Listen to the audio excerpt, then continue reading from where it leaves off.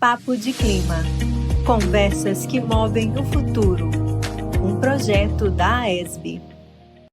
Está no ar o Papo de Clima, uma produção da Associação Brasileira das Empresas Estaduais de Saneamento. Eu sou Patrícia Duarte e aqui no estúdio, nas gravações, está o Marcos Oliveira.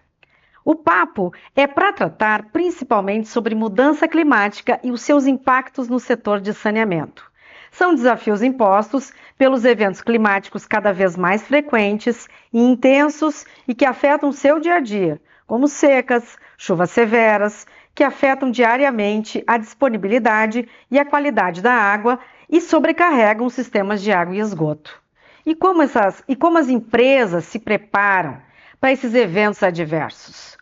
Para entender um pouco dessa realidade, a gente vai receber aqui vários convidados e o primeiro hoje é justamente o Cleverson Brancalhão. Muito obrigada pela sua presença aqui. Seja muito bem-vindo. Obrigado, é uma honra participar aqui, uma iniciativa gigantesca, né, da AESB. Eu acho que esse tema, ele é um tema de bastante relevância, inclusive lá na região norte, né, que nós tivemos aí o efeito El Niño, né, ali toda a região amazônica e Rondônia também não diferente, foi afetada, né, nos últimos 2 anos que se passaram. O 2024 foi o ano mais severo, né, nós tivemos um município que quase ficou sem água, basicamente o rio secou, né? Então nós tivemos um trabalho intenso para conseguir recuperar, tivemos que bombear água de represa, descompensar algumas represas, tivemos que bombear água de outros rios, né? Então um trabalho aí muito rápido, muito assertivo para não deixar a população sem água. Mas o principal rio que abastecia a água, né, e falo lá em Rondônia do município de Espigão do Oeste, ele secou da noite para o dia, não tinha mais água e não tinha água para bombear para a população. A gente recebe aqui no programa, nosso primeiro convidado é o Cleverson Brancalhão, presidente da CAERD, lá de Rondônia, e também vice-presidente regional da AESB. Então, você estava justamente tratando de como é que foi abordado e tratado todo esse problema dessas mudanças climáticas que ocorreram no seu estado e como é que a companhia vem tratando esse assunto. Exatamente. Nós podemos aí até abranger um pouco, né? Não só Rondônia, mas toda a região norte. Hoje, como foi apresentado, eu ocupo a cadeira de vice-presidente regional, então toda a região norte, e aqui veio sofreu muito com esse efeito, né? No ano a gente esperava uma cheia gigantesca, e digo isso porque Foi quando esse ano, presidente? 2024. 2024. Né? Só para fazer um contexto, em 1984, 1994, 2004 e 2014, nós tivemos uma cheia intensa que alagou boa parte, né, ali da parte do centro do estado, e também alagou bastante ali a capital, né? Principalmente em 2014, depois da construção da usina, nós tivemos uma cheia onde alagou muitos ribeirinhos que moravam próximo. Então, 2024, o que a gente esperava? Esperava uma seca histórica, né? Tivemos aquele efeito El Niño, né? No Rio Grande do Sul, que se esperava a seca histórica, teve uma cheia e o norte secou, né? O norte ele é uma região bastante plana, onde nós temos um período de 6 meses com chuvas intensas e um período de 6 meses com uma seca intensa. Então esse período de seca, os rios saem da caixa, o efeito deles é ter bastante água, e os 6 meses que ficam secos, esses rios eles enxugam e secam, mas não ao ponto de ficar sem água. Como esse efeito ele diminuiu o período de chuva e aumentou o período seco, ocorreu que os rios não saíram das caixas e no período da seca o rio secou. Nós tivemos vários, né? Então o governador do estado rapidamente montou uma comissão de crise hídrica, onde participou todas as secretarias municipais, Defesa Civil, e a Companhia de Saneamento também montou um plano estratégico rápido. A gente não estávamos preparados para esse efeito, então quando veio a informação climática, ela já veio não com um período, né, que você tem, você planeja 1 ano, 2 anos, Sim. né? Então ela veio muito rápido. Ah, esse município que eu falei, que é o Espigão do Oeste, a seca começou a baixar muito rápido a lâmina do rio, até que ele cortou a água. Espigão, nós bombeamos lá, nós temos um sistema, ele não é tão grande, mas mesmo assim bombeia 36 litros de água por segundo. E do mesmo rio tem um frigorífico de frango que bombeia 22 litros de água por segundo. Então passa de 50 litros a planta, as plantas que tem lá bombeando. E o rio secou, né? Então rapidamente nós conseguimos trazer, né, toda a estrutura governamental junto com a estrutura de saneamento e levamos aí basicamente 3 dias para conseguir bombear água. Nós descompensamos algumas represas de moradores situantes que tinha acima, né, da nosso ponto de captação. Fizemos ali uma pequena contenção para aproveitar o máximo possível de água, sem dano ambiental. E bombeamos água de outros riozinhos menores também, que tinham uma lâmina pequena d'água, também tomando cuidado para não deixar o outro rio sem água também, né? Então, foi feito todo um trabalho junto com a Secretaria de Meio Ambiente para a gente conseguir bombear. Então, por isso que eu falo que esse clima, ele foi bastante, né, assertivo. O ano passado também, né, o Amazonas ele sofreu bastante com esse efeito. Nós não chegamos a mandar, mas ficamos de sobreaviso para mandar, inclusive ajudar com água tratada, né, o Amazonas, através da Funasa. A Funasa ela solicitou, olha, a gente está conseguindo água com algumas estatais, mas talvez a gente precise de água também de vocês, engarrafada, para que se leve até moradores aí de difícil acesso, né? O Amazonas ele tem uma peculiaridade que muitos municípios só chega de barco. Aí o rio seca, você Sim, fica sem acesso não tem acesso. para chegar em determinados locais. Então a gente conseguiu através, e aí é hora de abrir créditos, né? Como que você consegue se estruturar tão rápido com algo novo que não estava no planejamento? Foi aonde a ESB ela ajudou muito, porque esse network que a gente tem com diversos presidentes, você consegue conhecer a realidade de quem já passou, né? Por cheias históricas que se esperava, por crise hídrica com secas históricas. Então você consegue ali, usando, acho que um termo mais ao público, né? Saber quais são as formas que cada um fez ali para atender aquele tipo de necessidade. Então, quem está num estado, numa região, que é a região norte, plana, rica em árvores, rica em água, aonde nós podemos falar que todos os nossos municípios têm um rio. Então eu não preciso fazer transbordo, né? Por exemplo, igual o estado do Ceará que transborda de um rio. Basicamente eles pegam em um único rio e passam, bombeiam água bruta para todo o estado. A gente não, a gente tem água em todos os nossos municípios. Aí de repente Ah, sim. um dos rios secam e você começa a ter um problema que nunca se pensou antes, né? Nunca se planejou antes.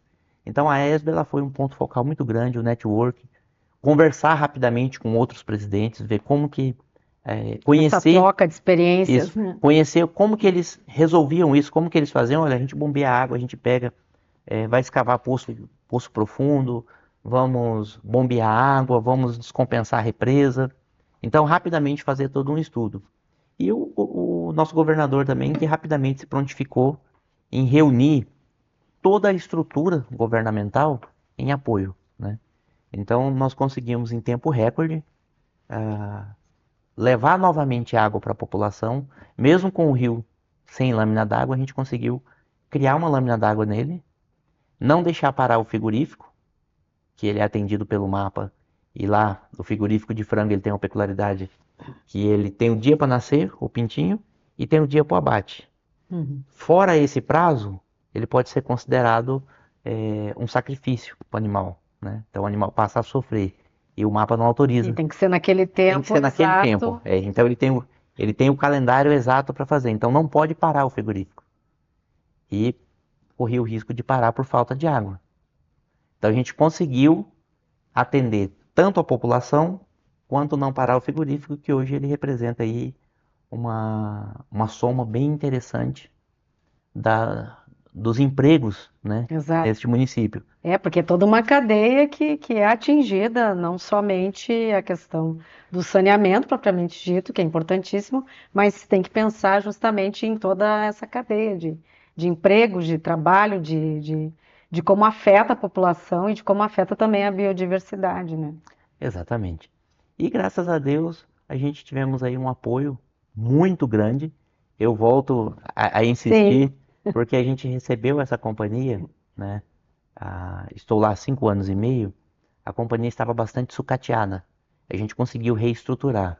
A determinação do nosso governador, né, que é um coronel da PM, Coronel Marcos Rocha, foi que resolvesse o problema. Então ele conseguiu ajudar a estruturar, né, de uma forma ali um apoio técnico, um apoio governamental. Foi feita algumas subvenções também, na medida do possível, lá dentro da companhia. E a gente estava com a companhia basicamente estruturada, pronta para atender essa demanda aí de última hora, né? Com todo o apoio deles, a gente conseguiu resolver e não deixar a população sem água. Eu citei o município de Espigão do Oeste, que foi o mais crítico, mas ficaram de 52 municípios que tem em nosso estado, né? Ficaram 8 municípios em alerta vermelho, que foram os municípios mais afetados pelo efeito. E todos eles a gente conseguiu manter com abastecimento de água, mesmo com o efeito do clima, né? Um efeito reverso que ocorreu, a gente conseguimos manter todos os municípios abastecidos. E esse monitoramento tem que ser constante, porque já tem nova possibilidade de El Ninho neste ano. Então, assim, já tem todo esse aprendizado que vocês tiveram e esse panorama que precisa ser vislumbrado para. Não se sabe o que pode acontecer. Exatamente, né? Após o primeiro ocorrido, que afetou principalmente o município de Espigão, Uhum. né, nós tivemos ali pelo menos 3 dias até a gente conseguir fazer uma contenção e chegar água novamente para o bombeamento. Não foi totalmente sem abastecimento, mas ele baixou ali para em torno de 15% do que a gente produz, trata e entrega, né, o pico mínimo que deu. Mas foi criada uma comissão, né, governamental, que envolve inclusive alguns poderes, para acompanhar e monitorar todo esse problema. Tanto é que o ano de 2025, com todo o efeito, com toda a seca que teve também, não tivemos problema de falta de abastecimento em nenhum dos municípios. Os rios que a gente já tinha mapeado que poderia acontecer essa descompensação grande, a gente fez uma contenção, né, e reservamos água para que não tivesse a falta de água para a população. E isso, como o senhor já tinha dito lá no início, não se faz se não tiver investimento. Então, assim, a importância da ESB, a importância do governador do estado, a importância da empresa, justamente para poder dar esse aporte de investimento para manter a empresa, a companhia funcionando e, ao mesmo tempo, pronta para enfrentar qualquer tipo de adversidade que venha. Então, essa questão de investimento é interessante, porque quando a gente foi lá, tanto um aprendizado aqui na ESB, né, e há pouco estava conversando aqui com o nosso diretor executivo, um aprendizado aqui, tanto as determinações do governador, é que se faça as coisas sérias, né? E quando a gente começou a fazer um trabalho sério, uma gestão séria na companhia, as coisas começou a modificar, né? Eu posso dizer que nós conseguimos, com a mesma estrutura que tinha, fazer melhoria de arrecadação e diminuição de custo aí em números exponenciais, o que realmente fez a diferença na hora que precisou dar uma resposta rápida a uma diversidade climática. E planejamento estratégico nem precisa dizer o quanto é importante para que dê tudo certo, para que não. Exatamente, exatamente. Todas as ações você monta toda a parte de planejamento, né, toda a parte estrutural e vai lá resolver. O primeiro ano foi bem corrido, principalmente esses 8 municípios. A gente conseguiu, né, o município de Espigão foi o primeiro que secou. Os demais fizemos contenções, né, sempre acompanhada com os órgãos ambientais, sempre buscando uma forma de não ter agressão nenhuma ao meio ambiente, à natureza, mas todos com planejamento. A gente envolvia os órgãos de controle, principalmente o Ministério Público, na parte ambiental, sempre envolvido, como Ouro Preto esteve, Cerejeira esteve envolvido, até que a gente conseguiu não deixar realmente faltar água. Como é que foi esse trato com a comunidade, assim, como é que foi esse apoio mesmo? Porque as pessoas têm aquele problema naquele momento e que é uma solução imediata, mas claro, isso não se dá da noite para o dia. Então, assim, tem que ter esse acompanhamento ocasional, esse acompanhamento frequente para que dê tudo certo e que não ocorra nenhum problema maior, digamos assim. Exatamente. Nos 3 dias que ficou basicamente aí com a produção totalmente reduzida, nós colocamos toda uma estrutura gigantesca lá de caminhões-pipa, né? Uhum. Então veio caminhões de outra secretaria do estado, alguns municípios vizinhos também ajudaram, né? Tivemos municípios lá como Cacoal, que tem o SAAI, Pimenta Bueno, que tem um sistema privado, todos eles também carregavam os caminhão-pipa e a gente fazia entrega de porta em porta para não deixar a população sem água. E nesse ambiente social, para passar para a população um pouco mais do trabalho, né, nós criamos o nosso mascote, que é o Pingo. Olha aí. E sempre nós estamos em diversos eventos, eventos municipais, eventos públicos, a gente coloca alguns bebedouros, né? Nós entregamos a nossa água produzida, então a gente liga numa encanação nossa para certificar mesmo que a nossa água tem qualidade na entrega.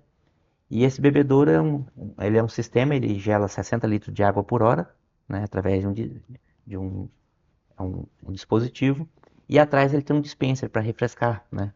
Somos da região norte, bastante Sim, quente. bastante Então ele quente. quebra a partícula da água com vários pontos e ele consegue fazer um jato de água que não te molha, mas dá aquela Dá aquela sensação refrescada. de frescor. E sempre a gente tem buscado estar em diversos eventos e lá são distribuídos cartazes, né? Tanto os bebedouros, falando bastante sobre o uso consciente da água, sobre os problemas que estão acontecendo em toda a região. E quando oportuno a gente também ministra algumas palestras, né, nos eventos, falando sobre o uso consciente, sobre a qualidade da água, como é o tratamento.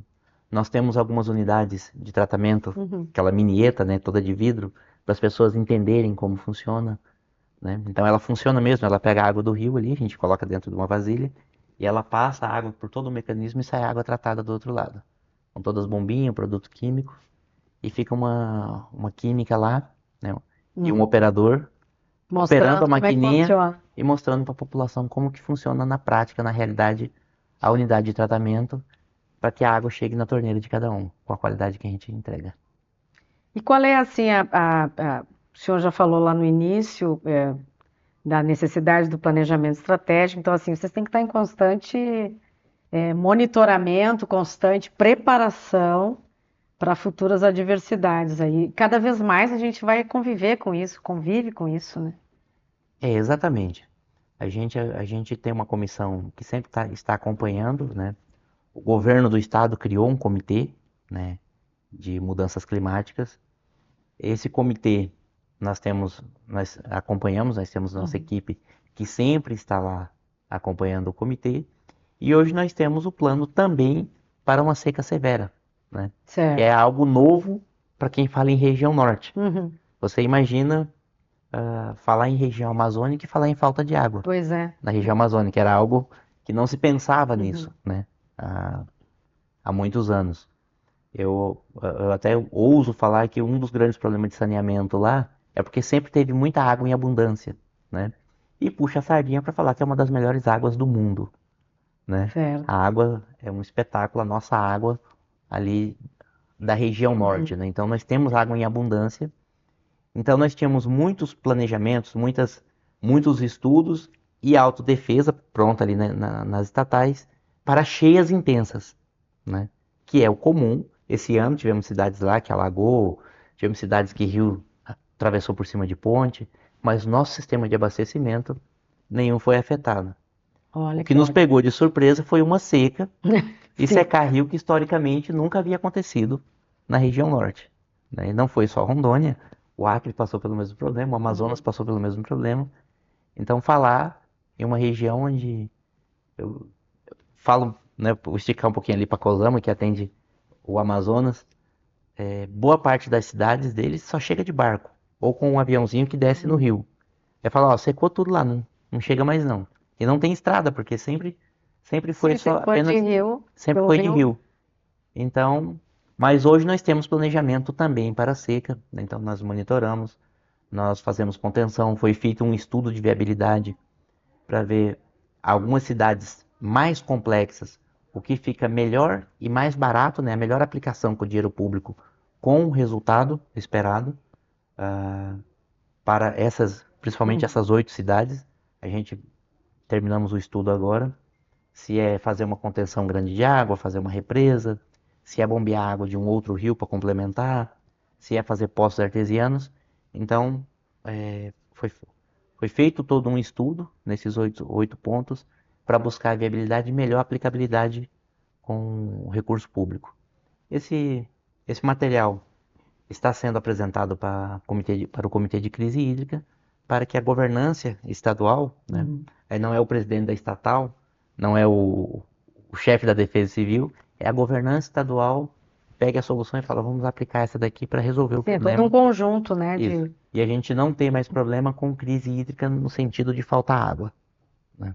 Nós tivemos, historicamente na companhia, falta de água porque o rio encheu muito, alagou lá onde estavam os motores, encheu de água ali onde estavam os motores, teve que desligar, né? Ficou tudo cheio d'água. Então, mas não por seca.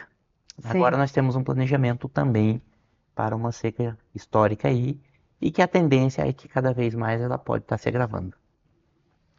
Cleverson Brancalhão, muito obrigada pela sua participação aqui. Foi um prazer te receber aqui no nosso estúdio, no Papo de Clima, e vamos voltar outras vezes a tratar da região norte lá. Maravilha, foi um prazer também. É sempre um prazer estar aqui sendo recepcionado pelo esse time da ESB, né? Parabéns aí à iniciativa. Eu acho que falar de clima é muito importante, principalmente quando a gente olha para a região norte, né? Não podemos esquecer ali do sul também, que tem sofrido com a alagação, que era o que nós tínhamos expertise lá no norte. E pegamos muito com eles também, né? A expertise de falta de água, principalmente do Ceará lá, com o presidente Neudi. Liguei algumas vezes, Neudi, como é que você faz quando some a água tudo? Então nós tivemos aí uma troca de experiência muito grande. E parabéns, foi muito bom conhecer vocês. A gente está à disposição, sempre que oportuno, a gente falar um pouquinho da nossa realidade lá do norte. Muito obrigada. Esse foi o Papo de Clima, produção da Associação Brasileira das Empresas Estaduais de Saneamento. Muito obrigada pela sua participação e até a próxima. Sob a presidência de Munir Abud, direção executiva de Sérgio Gonçalves e a gerência de comunicação de Rayana Araújo, este programa contou com a apresentação e produção de Patrícia Duarte, edição e mídias sociais de Gleice Nunes, gravação de Marcos Oliveira e vinheta e narração de Priscila Sabrina. Uma iniciativa da ESB.